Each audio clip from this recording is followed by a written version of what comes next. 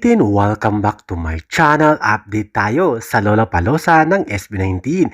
Ito nga ang content with SB19 sa eatlast.ph na kung saan tatlong music festival ang covered ng Disney at Hulu. Ang Banaro, Austin City Limits Music Festival at syempre ang Lollapalooza mag-perform.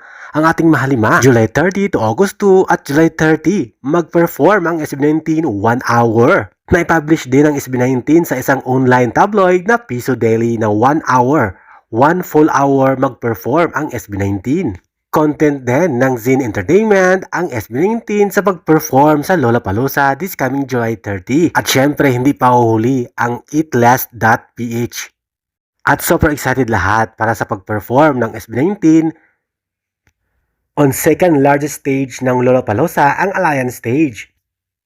July 30, 3:30 p.m. to 4:30 p.m. Full 1 hour mag-perform ang SB19 kaya super exciting. Ang dami talagang content online about SB19. Super excited lahat. Narito pa ang mga screenshots, reaction, post, status na kung saan content ng mga ilang online publication.